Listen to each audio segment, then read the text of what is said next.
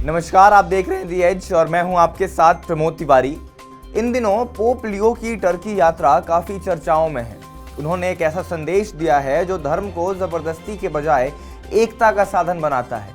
एक ऐसा दौर जब दुनिया युद्ध, हिंसा और उग्रवाद से जूझ रही है, पोप लियो की तुर्की यात्रा ने इतिहास के एक बड़े मोड़ को फिर से जीवंत कर दिया है। इज़निक तुर्की की एक ऐतिहासिक जगह जहां 1700 साल पहले ईसाई परिषद का आयोजन हुआ था, आज फिर से वैश्विक ध्यान का केंद्र बनी है। पोप लियो ने यहां धर्म के दुरुपयोग की निंदा करते हुए दुनिया को एकता, संवाद और शांति का संदेश दिया है। इज़निक, जो आज तुर्की में है, अपने समय में बाइजेंटाइन साम्राज्य की राजधानी रही है।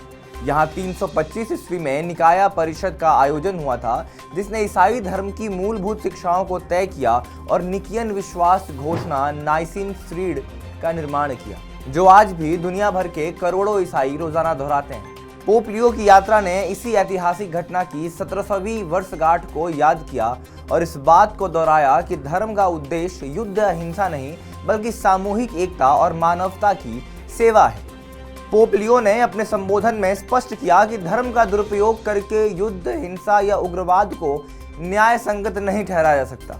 उन्होंने कहा कि मानवता जो हिंसा और तनाव से जूझ रही है, समरसता की तलाश में है। उन्होंने सभी से आह्वान किया कि वे अपनी जाति, राष्ट्र, धर्म या व्यक्तिगत विश्वासों के बावजूद संवाद और सहयोग के माध्यम से एक दूसरे के साथ जुड़े।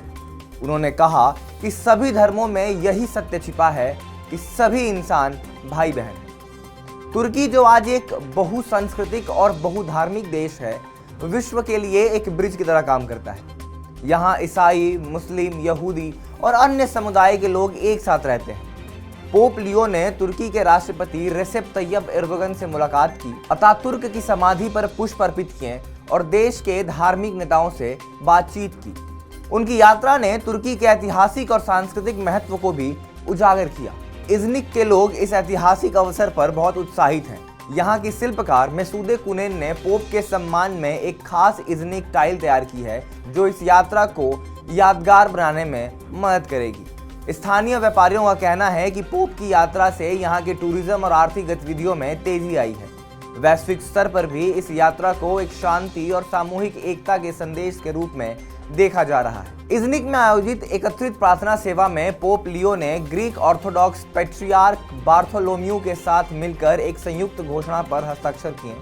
इसमें ईसाई समुदायों के बीच एकता और सहयोग की प्रतिबद्धता दर्ज की गई। ये घटना न केवल ईसाई दुनिया के लिए एक ऐतिहासिक दिन थी, बल्कि विभिन्न धर्मों के बीच बातचीत को बढ़ावा देने का भी एक बड़ा कदम था।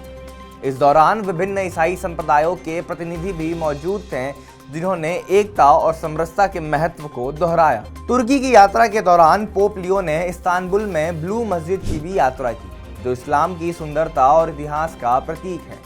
ये कदम धार्मिक सह अस्तित्व के संदेश को और बलवती बनाता है। पोप ने इस्तांबुल के कैथोलिक कैथेड्रल में प्रार्थना सेवा की और निकियन विश्वास घोषणा को फिर से दोहराया, जो ईसाई धर्म की एकता का प्रतीक है। इस यात्रा का उद्देश्य न केवल ईसाई दुनिया को एकजुट करना है, बल्कि विश्व भर के विभिन्न धर्मों के बीच संवाद और समझ को बढ़ावा देना भी है। पोप लियो 14 की तुर्की यात्रा ने इतिहास की एक पुरानी घटना को फिर से जीवंत कर दिया है।